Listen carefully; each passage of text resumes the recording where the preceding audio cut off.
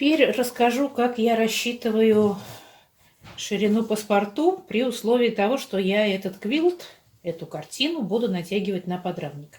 Ну, во-первых, вот это лишние остатки сэндвича я срежу, потому что, во-первых, они немножко будут просвечивать через... это двунитка, по-моему, через эту ткань.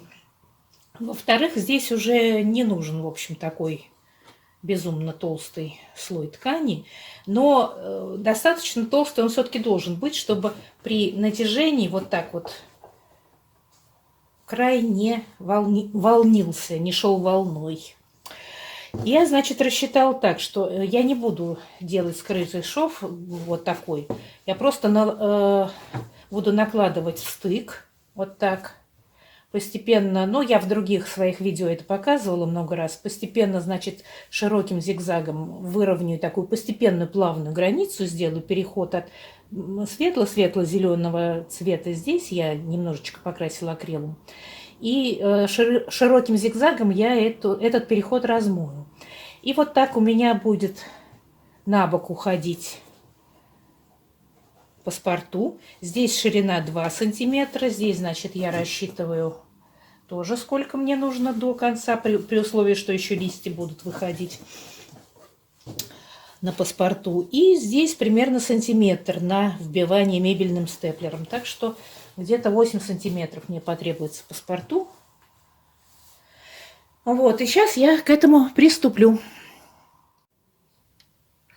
Да, еще я в начале работы обшивала автоматическим зигзагом вот этот край, потому что он очень махрился. Сейчас я этот зигзаг срежу, чтобы не было утолщения при переходе.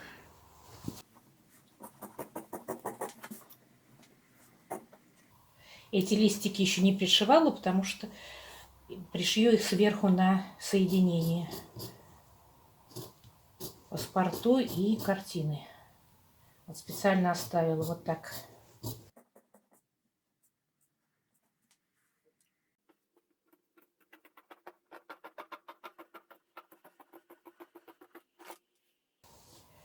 Здесь оставлю утолщение, потому что здесь нет полос цветных. Легче будет пришивать паспорту.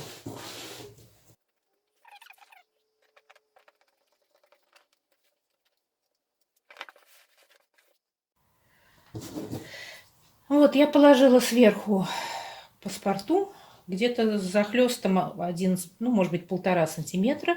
Выложила листики поверх. И теперь свободным зигзагом во всех направлениях, посмотрю, как лучше, буду все это дело пришивать.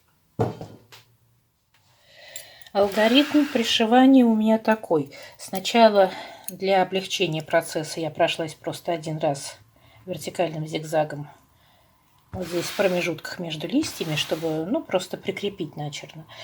Потом буду пришивать листья. Да, и обязательно сейчас прошью автоматическим зигзагом край, потому что очень сильно махрится. Это не двунитка, что-то потоньше. Вот. И потом уже буду размывать немножко светло-зеленым. Сюда зайду, а сюда зайду этим кремовым. Так, чтобы переход был очень плавный. Думаю, так.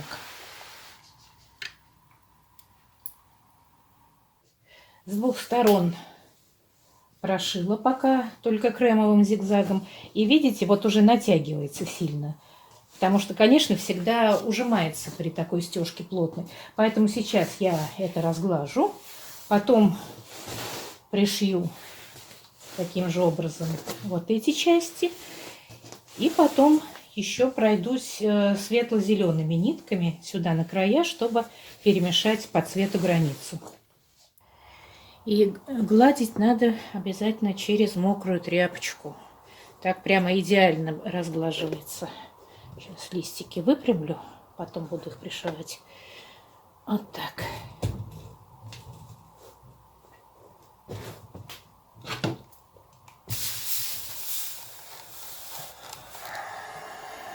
Вот, смотрите, как ровненько получается. Второй раз уже можно без всякой тряпочки просто так пройтись.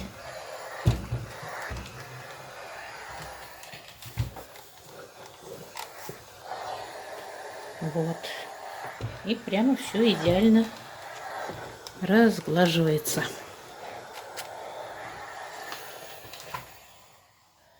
Паспорту я простегала с утеплителем, чтобы при натяжке на подрамник оно держало форму, не растягивалось. Вот так вот это все прикрепила.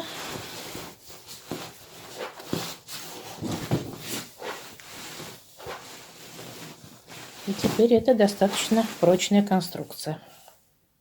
К сожалению, архитектура, всякие домики, окошки, двери при очень плотной вышивке всегда перекашивается, поэтому пришлось подправлять акриловыми контурами.